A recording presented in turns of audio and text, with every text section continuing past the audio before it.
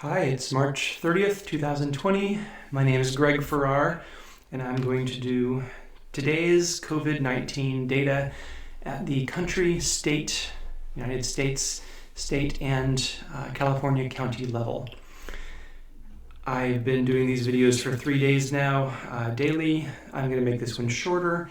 I don't know that they need to be 40 minutes long. We'll see if we can keep this one 15. Or at least 20. So I'm going to start here with the states, countries, Starting with the countries, we see the same trend we've generally seen. Everything's still rising. The epidemic is certainly far from over. All things are rising. These are the new daily numbers per country, but the United States has the most daily numbers per country. However, per capita is more interesting, I think, than a number per million people in a country, which adjusts for the size of the country so we can see which countries are doing better based on their population, not just which are doing better in total cases.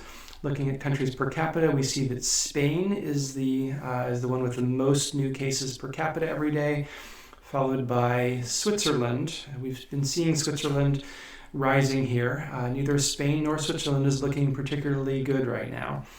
And then Italy, of course, has been a challenge. I think there's a little bit of a curve downward on Italy here, a little bit of a trending downward. We'll see that on the next graph, whether that's actually the case. This data is from ourworldindata.org, so thank you to them. And then there are all the other ones. We do have this one, for instance, if I can grab it. That's the United States. The United States has a little bit more of an upward curve than some of them. That's not a good thing, but many of these countries are doing better. But we will see when we look at the growth numbers more precisely what those curves really are doing. Let's just move on to that. I will flash the United States here, though, so we can see where that is. I am in the United States, I am in California, and so my focus is on data from the United States, from California. This analysis is funded by Joby Aviation. Somebody asked how to spell it. Joby, Joby Aviation. Very cool company working to make electric flying taxis. I work for them, and maybe someday you'll all ride in Joby Aviation vehicles through the skies. Here's hoping. And so here we see the growth in daily coronavirus cases by country. So this is my favorite graph, the rope chart that has each country as a separate strand. And the zero line is the all-important line. When a country's line drops below zero, that means that they are no longer seeing more and more cases every day. They're seeing a daily decrease in cases. 100 cases today, 90 cases tomorrow, 80 cases tomorrow. That's the sort of thing you'd see if the line drops below zero.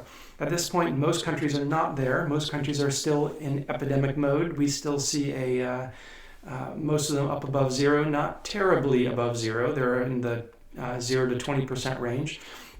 This, for instance, is the worst of the non-outliers, Belgium, which is showing a 22% growth rate day over day. 20%, 22% growth is a bad growth rate. That's a very sharp, exponentially upward growth rate, which indicates a definitely strong epidemic running there in Belgium. Many of these other ones also are showing exponential growth, but there are a few that aren't. First, I'll look briefly at Turkey. We looked at Turkey yesterday. Turkey is bizarrely out of control in terms of its growth rate. It's up at 40-some% daily, but it's been even worse, but it's been even better. So Turkey is a strange outlier, but right now it's got the worst growth rate of any of these countries. If I zoom in here further, we can see the ones that are doing best. Austria, Australia, and Italy are the three that have turned the corner. Especially good news for Italy, because Italy has kind of been the epicenter of the epicenter there in Europe. But Italy is below zero in its daily growth rate, which means that if this trend continues, and it has shown a pretty steady downward trend on this growth curve, if this trend continues, Italy will see fewer and fewer new cases each day, which is great. It'll still be weeks before there are no new cases at all, months maybe, And there may be additional waves, but for now, things are looking very good in Italy, as with Australia and Austria. We already looked here at Belgium. Some of the other maybe notable cases are notable lines. Here we have Iran. Iran is sharply upward. Next to Turkey, it's probably the most problematic of these lines because not only is it growing, but the rate of growth is growing. We're getting more and more increase of cases each day. But most of these lines are doing well. For instance, Israel, which has been troubled, is now heading downward at a pace that hasn't hit the zero line within a few days, and it is likely to turn the corner then and see fewer growth each day. And as well, we have, Germany, for instance, is very near to turning the corner. What do we have here? Yeah, we already did South Korea. South Korea is showing a little bit of an uptick in growth, but fortunately they've shrunk their growth a whole lot several weeks ago. And so even though they're seeing more new cases each day, it's not necessarily cause for panic. It just may mean that they're seeing a small second wave. Let's hope so, because right now they're not looking great, but their numbers are still low overall. The United States, I'll show specifically. United States continues to trend downward. It is now the 30th. If this line continued, it would hit zero at the 30th. So the United States has peaked according to this trend line. Here on March 30th, we have reached the place where growth is zero. We will continue to see new cases, but we will see the same number of cases each day as the previous day, new cases. And as the trend continues, we see fewer and fewer. There are lots of things that could change this trend line, in particular changes of testing, or if people start getting tired of shelter in place and start going out and intermingling again, we could see the trend line rise. But for now, due to all the things that have been done, the natural progression of the disease, the shelter in place and people's general willingness to follow it, all the testing that has identified people who have the disease that didn't maybe know it, all that has contributed to a success story in the United States. We have turned the corner, or are right in the process of doing so. Moving on to the states. The state dashboard, at the total level, the total graph, we see New York way ahead of everyone else, New Jersey, the leader of the second pack there. But more interesting, the new daily cases, not the total cases. New York continues to see new cases, though there's a little bit of an arc there that you might interpret, and we'll see what our trend line says, as New York turning a corner here. The trend line isn't obviously showing that at this point, but it does take a few days before these trend lines start to turn downward once the data really shows it. New Jersey also. So more interesting always to me is the per capita numbers, the number of cases per million. In this case, we can see that New York does seem to be sweeping downward a little bit in the slope of its line. Probably good news. New Jersey, I'm going to look at specifically. Really hard to say. New Jersey's data points are all over the place. Days we didn't have it all, but right now we're seeing what certainly seems to be it's really hard to say because of that one. The trend line thinks that it's upward. Could be, or you could say, well, it went way up here and now it's heading down. New Jersey is kind of an enigma right now. New York, much clearer that its line follows the points. It's been heading upward. Maybe it's starting to peak. But my favorite chart here is the rope chart. This shows the, again, trajectory of the growth rate. And I'll look very briefly at Illinois, which is doing some strange things here, kind of an outlier. Illinois is showing 20% daily growth rate, not great, upward trend. Illinois is not looking to recover anytime in the next few days, but we can hope that it'll follow the rest of the country downward at some point, but we can't see that yet on the graph. The broad stroke here is clearly downward. You can see the rope starts up here and then sweeps downward and is beginning to touch zero. But let me switch back to the countries, where in the case of the countries, there's maybe a third of the rope below zero, In the case of the states, there's just a few random ones here that are actually showing a turnaround in their growth rate. Zooming in, we can see that those are Michigan.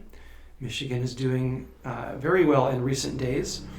A little surprising because we've had some bad news seemed out of Detroit, but Michigan is doing well. Just not enough points to really say much, but one really good day and then a few days that seem to be trending downward, and so our trend line is pointing downward. Michigan appears to have turned the corner, but the data is noisy enough that it's definitely even less than usual, something we can say with any kind of certainty. California, my other focus, definitely looking good. California had high days, now it has low days where it's actually seeing strong negative growth, even with doing an average of 3 days as this does, and a general trend downward. California has turned the corner as far as we can tell as of today. Assuming this trend continues, California will not see anymore a daily growth of new cases. It will see fewer and fewer new cases each day. The growth is no longer exponential. California is looking good. And then generally, as we've seen, a lot of these are headed downward. A lot of these lines are headed downward, but not all of them. The worst one is South Carolina right now. Is that really true? Yeah, South Carolina. Let's just look at that. South Carolina is the 20th in our top 20, so it does not have very many cases or very many new cases. So it's not there's not enough data to really have that be meaningful. But it is seeing a growth in new cases right now. Hopefully that will turn around. Connecticut, more seriously, is in the news as a problem, and it really is seeming to be a problem here. Can we zoom out farther? Yeah. Well, it had one good day here, but it's had enough days in the 20-30% range that the trend line is saying that it's growing 30% a day. 30% a day is serious exponential growth, and if that doesn't change, we're just going to see a whole lot of cases in Connecticut really soon. Hopefully, if we're lucky, this is the actual trend line for the past 5 days. We see this sharply downward trend line, but the overall trend is dominated by the gradual rise. We've already looked at New York. Have we looked at New York? I don't think we have looked at New York. Just yesterday, New York was a little questionable whether it was really doing better, really recovering. It had this little upswoop, but now we have a new data point, just 3% growth as an average. So that's a pretty strong thing to have 3% average growth over the 2 or 3 days that I'm averaging here. The trend then is definitely downward. The line appears to be hitting zero around today. So from what I'm seeing here, it looks like New York has peaked. New York has certainly been the worst in total cases, but New York appears to be peaking right now, and we can expect to see the growth, the number of new cases drop in New York if these trends continue. And we'll just look at New Jersey real quick. Hard to say with New Jersey. It's had a couple of good days now. Probably there's a sense that it's with a couple of average days below zero. It seems to me there's a good chance that New Jersey has also peaked. Moving on to the counties. Oh, actually, there is one thing I wanted to do here. I've got a new graph. From COVIDtracking.com, I have a breakdown of testing by state, testing per capita by state, which is great. We get to see which states are doing well with testing. I, again, don't want this to last too long, this video, so I'm just going to go quickly through this. New York is doing best by testing, followed by Washington, 2 of the real hotspots to begin with, followed by Louisiana, which may be an upcoming hotspot. Maybe we'll cover that in a future video, because I do want to keep moving. But great news, because South Korea, as I get different numbers, but they seem to have tested in the range of 4,000 to 8,000 per million, 0.4% to 0.8% of their total population. And according to this, New York has passed South Korea in testing.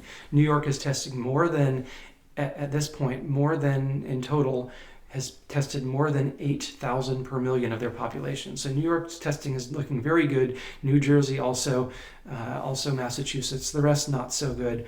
I really do want to focus in on California. I recall that this is adjusted by population. 9,000, 8,000 testing per population. South Korea was doing 4 to 8,000 per million population. And then there's California doing 600 per population. California is kind of doing terrible in its in the total graph. I'll flash it here so we can see. At the very bottom, there's California in the testing that's being done. And I don't think I maybe showed California, but if I didn't, I really should, because that's the focus. Oh yeah, I did. California is managing, in spite of not doing anything like the testing of other states. It seems to have turned the corner. It seems to be managing, but it's not because of testing, I don't think. It's because of probably shelter in place. But good news for California, but not so good on the testing front. All right, I'm still running over here, so I'm going to zoom quickly through the county's dashboard. I'm just going to skip the total cases and I'm going to skip the new daily cases, because what I really care about is the per capita new daily cases. San Mateo is the worst in new daily cases, followed by San Francisco. Worth noting, though, that we have a trend line here for, is that Marin? Okay, Marin is such a small population, it's not actually all that relevant in terms of seeing a broad trend and the effect it has on the state. But Santa Clara is interesting. Santa Clara, we are seeing a downturn in this graph. We've been seeing downturns in the growth for a while, but this is what I've been predicting, is that we once the graph below this, the rope graph, hits 0, we're going to start to see these graphs turn downward. And Santa Clara is the first county to have actually done that. Obviously, from the trend, we are seeing fewer and fewer new cases per day. Great news, populous county, near to me, glad to see it. Go Santa Clara. Mostly the rest are not doing that. Solano, sure. But the big ones, San Mateo, San Francisco, are still seeing more and more cases, Los Angeles, per day. However, if we look at the trend lines, the half of the counties have turned the corner here. The growth line goes right through the middle of the rope. So all of these counties, down here have turned the corner and are expected to see fewer and fewer per day. Marin, Santa Clara, Sacramento, Sonoma, Santa Cruz County, my home county. I'll just zoom in on that real quick. Santa Cruz turned the corner. Santa Cruz is we have to zoom out to see why, because that point, but well, let's just do that. There are some new data points. It's been at 0 for a couple, and they have one high one and one low one. So the average points to Santa Cruz turning the corner and having passed that point where we'll see fewer and fewer new cases. Similarly, San Diego turned the corner. Contra Costa has turned the corner. San Joaquin has a little bit of an upward trend. It does seem to have turned the corner, but it's not obvious that it's going to stay there. It may be coming back. And then Los Angeles and Orange and Riverside are all still in epidemic mode, but are trended downward in a very positive way, or maybe a negatively sloped way. The bad news here, San Mateo, Alameda, and Placer, especially San Mateo and Alameda, both in pretty bad shape right now with an upward trend on their growth. So not only do they have new cases every day, they have more and more of them. That's the news. I'll see if I can keep it to less time next time. But yeah, things are looking better. My name's Greg Farrar. If you like it, like it. If you want to see more of these, subscribe so you know when they come. I don't know if I'm going to keep doing them at this rate. I think that we're starting to see the sense that maybe I don't need to do more of these. My main point, which is that we're turning the corner now, has come upon us, and unless that changes, I may just be able to say, there you go, we're turning the corner. But for those who are interested in, especially places that haven't turned the corner yet, I probably will continue to do at least small versions of these going forward. Thank you for listening.